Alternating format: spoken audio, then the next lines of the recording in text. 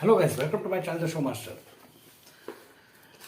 खतरों के खिलाड़ी season number 12 7वां और 8वां एपिसोड का रिव्यू करूंगा आप लोग के सामने। क्या हुआ मेरे भाई, आज का ये जो वीक का एपिसोड था एकदम बहुत ज़बरदस्त था। बहुत कुछ देखने को मिला, बहुत कुछ सुनने को भी मिला। तो रोहित पहला आता है, रोहित शेट्टी आता है, बोलते हैं कि ये जो वीक होगा वो पार्टनर वीक होगा। उसमें भी ट्विस्ट लाता है बाद में, लेकिन पार्टनर वीक शुरू करते हैं। तो पार्टनर वीक में जो टीम इन लोग चूज करते हैं, एक्चुअली रोहित बॉल में से 6 नाम निकालते हैं। तो वो 6 नाम में से उन लोगों को बोलते हैं कि अपना टीम सेलेक्ट करने के लिए। तो क्षिति यहाँ पे मोहित को सेलेक्ट करती है, जन्नत प्रतीक को सेलेक्ट करती है, कनिका और वीना को सेलेक्ट करती है, शिवांगी जो है फैजल को सेलेक्ट करती है, और चेतना जो है राजीव ऑप्शन नहीं बचता है तो राजीव को सिलेक्ट कर लेता है, और तुषार निशान जो है तुषार को सिलेक्ट कर लेता है। तो यहाँ पे जो टीम बनता है, अच्छा खासा टीम बनता है।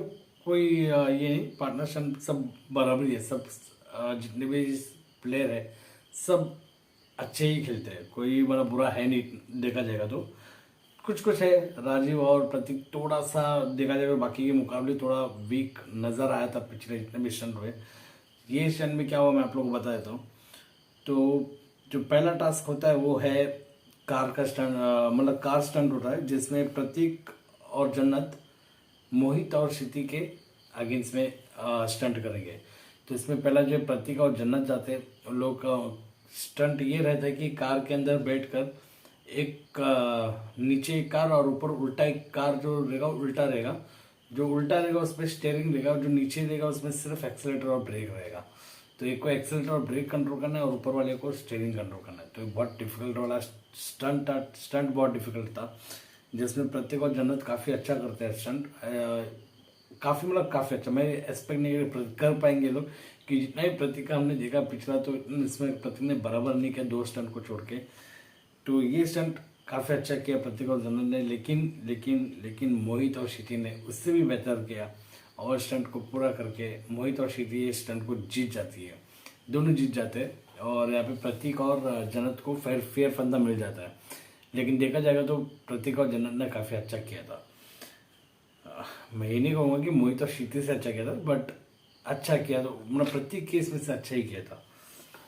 तो मोहित और क्षिति इजीली जीत जाते हैं क्योंकि उन लोग ने काफ़ी ड्रम्स को हिट करते हैं और काफ़ी ड्रम्स को हिट करके वो लोग ज़्यादा पॉइंट्स कमाते हैं। दूसरा टास्क होता है वो है इलेक्ट्रिक वाला टास्क होता है, जिसमें फैजल और शिवांगी राजीव और चेतना के अगेंस्ट में खेलेंगे। ये टास्क में तो मैं सोचा कि भाई राजीव तो हार जाएगा, क्योंकि राजीव तो हम देखा कि वो इलेक्ट्रिक वाले में आते हुए कितनी फट जाती है उसकी। लेकिन ये टास्क में ऐसा हो जाता है टर्न कि फैजल और शिवांगी करते अच्छा, लेकिन शिवांगी को जो उसका हार्ट बीट है ज़्यादा तेज भागना शुरू होता है। वो इलेक्ट्रिक स्टंट ऐसा होता है, एक रॉड रहेगा, इससे 13 मीटर रॉड रहेगा। वो रॉड के अंदर में से एक सर्कल वाला रॉड रहेगा, एक तरफ से वो पकड़ेगा, एक तरफ से एक ये कंटेस्टेंट पकड़ेगा। उन लोगों को एक साथ ताल बिठा के उससे वो रॉड में से वो निकालना है। तो जहाँ टच होगा वहाँ पे करंट मारेगा। तो वो ज़बरदस्त वाला था, वो भी बहुत खतरनाक वाला स्टंट था, जिसमें क्या होता है कि शिवांगी का हार्ट बीट ज़्यादा बढ़ता है, ज़्यादा करंट लगने से हार्ट बीट बढ़ जाता है, तो उससे हो ही नहीं पाता। तो वो स्टंट उसका वहीं पे लोग रुक जाता है। सिर्फ राजीव और चेतना को सिर्फ यही करना था, उनसे थोड़ा आगे निकलना था बस। तो ये राजीव के लिए एक मतलब बोलेगा तो एक लक बोलूँगा कि उसके लिए हो गया। अगर ये नहीं होता, अगर लोग और आगे करते तो शायद से राजीव के लिए मुश्किल हो जाता, लेकिन राजीव ने कर दिया। राजीव का नसीब बहुत अच्छा चल रहा है, यहाँ तक पहुँचा है जो मैंने एक्सपेक्ट नहीं किया था। बट हाँ, जितना भी मैंने अपडेट्स देखे, अपडेट्स मैंने भी दिया कि राजीव आगे निकल गया है, मतलब कर रहा है, अच्छा कर रहा है टास्क में। मैं सोच रहा था क्या कर रहा है, क्या कर रहा है, लेकिन जितना भी देख रहा हूँ तो राजीव जितने भी स्टंट के अच्छा ही किया, कोई बुरा नहीं किया। क्यों, जो स्नेल रखना हो, वर्म रखना हो, उसमें भी अच्छा ही स्टंट किया। और यहाँ पे इजीली राजीव चेतना जीत जाते हैं। और तीसरा टास्क जो होता है वो है सुअर लोगा, डुक्कर लोगा। तो डुक्कर रहेंगे एक इसमें, डुक्कर रहेंगे वहाँ पे एक वो एंड, इनको घुटने के बल ये एंड से वो एंड में जाना है, सभी डुक्करों को पार करके। और वहाँ से लेमन मुंह में रख के रिटर्न आके लेमन को ये वाला बास्केट में रखना है। मतलब ऐसा जाना है, वहाँ से लेमन उठाना है और रिटर्न आके लेमन को इधर रखना है, फिर रिटर्न जाना है। तो ऐसे जितना जो ज़्यादा लेमन रखेगा तो वो जीत जाएगा। तो ये स्टंट में जो दो जन जाते हैं, जो दो कपल जाते हैं, जो पार्टनर बनाए रहते हैं, रुबीना दिलाइट और कनिका मन और तुषार और निशांत। तो इसमें रुबीना और कनिका दोनों काफ़ी अच्छा करते हैं। बट यहाँ पे कनिका से एक बार बॉल गिर जाता है तो रुबीना चिल्ला पड़ती है, चिल्ला देती है उसको। मुझे वो एक थोड़ा फैक्टर अच्छा नहीं लगता जहाँ पे रुबीना ओवर चिल्लाती हो, कुछ ज़्यादा ही हो जाता है। मतलब ऐसा नहीं कि तुम चिल्ला रहे हो ठीक है, लेकिन जिस वे से तुम चिल्लाती हो ना कहीं को बहुत लोगों को बुरा लग सकता है। तो ठीक है, वो हो गया। तो उसके बाद फिर तुषार और निशांत जाते हैं। वहाँ पे एकदम खतरनाक वाला सीन हो जाता है कि एक डुक्कर रहता है, बहुत हरामी रहता है, और निशांत के पिछवाड़े में काट देता है। जबरदस्त वाला वो देख के मैं भी हिल गया। मतलब वाह, डुक्कर भी काटता है। कि मुझे लगा नहीं था कि डुक्कर काटता नहीं है, मुझे नहीं पता क्यों, कभी देखा नहीं। देखा है, दूर से देखा है, कभी क्यों हम दूर से देख सकते डुक्कर को, कीचड़ में रहता है, अब वहाँ पे हम जा भी नहीं सकते। तो मैंने तो दूर से देखा है, कभी भी नज़दीक कभी नहीं देखा। तो इतना आइडिया नहीं था काटता है नहीं काटता है, क्योंकि उनके दांत तो ज़्यादा दिखते नहीं है जितने भी वो उनका नाक इतना बड़ा बाहर रहता है, नोज। तो मुझे आइडिया नहीं था, लेकिन जो कल काटा और देखा ना, मैं हिल गया। मैं बोला माले, उनका बाइट, नॉर्मली कोई भी बाइट करेगा तो उसका बाइट फोर्स तो रहेगा ना। डुक्कर कैसे है, डुक्कर है तो उसका बाइट फोर्स नहीं रहेगा, बाइट फोर्स हार्ड होता है। अच्छा खासा काटा रहेगा, उस दिन बैठा भी नहीं रहेगा बराबर निशांत जो कपाट बट ये टास्क जो निशांत और तुषार बहुत अच्छे से जीत जाते हैं, क्योंकि लोग भले उस काटने के बावजूद भी इन लोग का जो घुटने के बल जो चलना है ना, एकदम स्पीड रहता है। वो एकदम फास्ट में जाते हैं और आते हैं। जहाँ पे रुबीना और कनिका उनका स्पीड नहीं था बराबर, वो बराबर स्पीड में नहीं जाते और धीरे धीरे कर रहे थे, अच्छे ही कर रहे थे।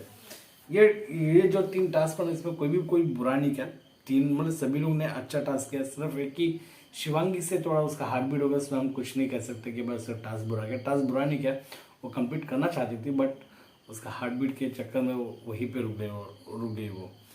तो ठीक है, सभी का टास्क अच्छा जाता है। तो यहाँ पे जो फेयर फंदा मिल जाता है प्रतीक और जन्नत को, फैजल और शिवांगी को, और रुबीना और कनिका को, जिन लोगों को फेयर टास्क मिल जाता है। फिर अभी आता है सेकंड राउंड। सेकंड राउंड के टास्क ये होता है कि एक टास्क होता है जिसमें पहला टास्क जो होता है वो ऑस्ट्रिच का टास्क होता है, जिसमें 10 ऑस्ट्रिच रहेंगे। 5 एक कंटेस्टेंट को मिलेगा, दूसरा 5 दूसरे कंटेस्टेंट को। बट इनको एक को इवन नंबर देखना है, पंख उठा के देखना है कि नंबर कौन सा है। रुबीना को even number, sorry odd number दिया था, और कनिका को इवन नंबर दिया था। मतलब रुबीना को जो ऑस्ट्रिच उठाना है, जिसमें मैं बोल रहा हूँ, हाँ, जिसमें 1 3 जो इवन सर जो ऑड नंबर होता है, लाइक 1 3 5 7 9, तो ये नंबर रुबीना को उठाना था। और कनिका को जो उठाना था, मतलब 0 से 0 2 4, मतलब वो नंबर जो उठाना है वो कनिका उठाना। बट यहाँ पे कनिका क्या गलती करती है, रुबीना का ऑस्ट्रिच उठा के भरती रहती है। फिर जब मालूम पड़ता है उसके बाद भी सेम गलती करती है फिर से कनिका। तो कनिका यहाँ पे बहुत बड़ी गलती कर देती है, जिसके कारण कनिका को हार मिल जाती है और रुबीना वहाँ पे जीत जाती है। उसके बाद एक छोटी मोटी सी बात हो गई, जहाँ पे मैं उस पर जाना भी नहीं चाहूँगा कि कौन सही है कौन गलत है, क्योंकि देखा जाए तो ऑफकोर्स कनिका गलत है, क्योंकि उससे वो चीज़ नहीं करना चाहिए था, नहीं देखना चाहिए था। जो कुछ क्या बोलते हैं, अगर उसने टास्क करने से पहले उसने देखा है वीडियो में कि ऑस्ट्रिच को कैसा सहलाते, मतलब कैसा पकड़ते, क्या करते, मतलब कैसा टास्क को कंप्लीट करने का वो ट्रिक अगर वो देख रही है तो गलत है। टास्क से पहले अगर तुमको ऐसे देखना तो पहले सब अंदाजा लगा, पहले ही तुम पढ़े लिखे करके आना चाहिए ना। अभी बैठ के टास्क से पहले तुम देख रहे हो कि ये टास्क कैसा करना है, तो क्योंकि पहला पढ़ाई किया बाद में भूल जाते हैं, ठीक है। अभी तुम ताज़ा करो तो थोड़ा याद रहता है। लेकिन वो ठीक है, बात की बात है। जब भी प्रतीक बोल भी रहा था कि इससे क्या फ़र्क पड़ता है, लेकिन दोस्त फ़र्क पड़ता है, क्योंकि एक अनफेयर हो जाता है कि क्योंकि एक हेल्प हो जाता है। अगर मैं बताऊं, 2 कंटेस्टेंट खड़े और एक जन स्टंट वाले जो टीम है उससे हेल्प मांग रहा है कि मुझे बताओ ये कैसा है इसको पकड़ना। तो अगर स्टंट वाला टीम ने इसको बता दिया, कनिका को बता दिया कि भाई तुम ऐसे से पकड़ो तो आ जाएगा, और रुबीना को नहीं बता, तो ये अनफेयर हो जाता। तो वही मतलब ये मैं एग्जांपल में बता, तो ये अनफेयर हो जाता था रुबीना के लिए। तो वो चीज़ तो रुबीना सही थी जो बताई, ठीक है, लेकिन गलत ये हो गया कि रुबीना को बताना चाहिए था, प्राइवेट में बताना चाहिए था। अगर बताया टीम को तो रोहित को भी बोलना चाहिए था कि नहीं मैं ये बाद में बताऊंगी, अभी मुझे बताने की कोई ज़रूरत नहीं है, क्योंकि ऑन कैमरा तुम बता रही हो, तुम कहीं ना कहीं कनिका का जो रिस्पेक्ट है वो तुम पब्लिक के नज़र में गिरा रही हो। तो ये तुम गलत कर रही थी। जहाँ पे बोला था कि वो लोग बोल रहे जैसे कि बिग बॉस के मोड में क्लियर लगती है रुबीना बिग बॉस मोड में कैमरा अटेंशन चाह रही है बार बार, इससे तो ज़्यादातर उटंग पटंग वाली कॉमेडी करती हुई थी रुबीना, जो मुझे भी पसंद नहीं आता है। मुझे राजीव का कॉमेडी ह्यूमर काफ़ी हद तक पसंद आता है, लेकिन कभी कभी मेरा दिमाग ख़राब हो जाता है। मुझे वैसे देखा जाए तो खतरों के खिलाड़ी में जो भी कंटेस्टेंट कॉमेडी करता है मेरा दिमाग ख़राब हो जाता है। अभी नहीं, पहले से भी बहुत दिमाग ख़राब होता है, क्योंकि मैं स्टंट देखने के लिए आता हूँ यार, ये लोग का मजाक मस्ती देखने के लिए आते नहीं पहली बात। तो रुबीना का ये जो चीज़ है वो कहीं ना कहीं पसंद नहीं आता, लेकिन रुबीना जो बात बोली है वो 100% की बात बोली है कि इससे गलत किया, डिसऑनेस्टी की है। लेकिन अगर एक बार बोलूँ कि अगर तुम उससे डिसऑनेस्टी की है, तुमने भी किया उसको फ़ोन चेक करने में, ये तो बहुत बड़ी गलत चीज़ है। किसी का फ़ोन कभी चेक नहीं करते, तो ये चीज़ भी बहुत गलत है। चलो ठीक है, बात की बात है, लेकिन मैं ये पॉइंट में ये बोलूँगा कि यहाँ पे रुबीना सही थी बस। मतलब रुबीना सही नहीं बोलूँगा, यहाँ पे कनिका गलत थी मैं बोलूँगा। रुबीना सही मैं बिल्कुल नहीं बोलूँगा, कनिका गलत थी यहाँ पे। तो ये फिर फिर वही राउंड का दूसरा टास्क होता है जिसमें स्विमिंग पूल का टास्क होता है, जिसमें प्रतीक, जन्नत और फैजल, शिवांगी इन लोगों को जाना होता है। स्विमिंग पूल के अंदर एक बार रहेंगे, मतलब बार बोल रहा हूँ, वो वाला पीने वाला बार नहीं, जेल टाइप रहेगा, केज रहेगा। केज के अंदर लोग खड़े रहेंगे और 4 नॉब है, उन नॉब को खोलना है। खोल के दरवाज़ा खोल के बाहर निकल के बाहर स्विमिंग पूल के कॉर्नर में आके टैप करना है। लेकिन टास्क ये था कि वो जो केज है वो पानी के अंदर जाते रहेगा, उनको पानी के अंदर जाके नॉब खोलना है। तो पहला जो जाता है प्रतीक और जन्नत जाते हैं। यहाँ पे ट्विस्ट होता है कि पार्टनर के अगेंस्ट में स्टंट होता है, तो प्रतीक और जन्नत जाते हैं।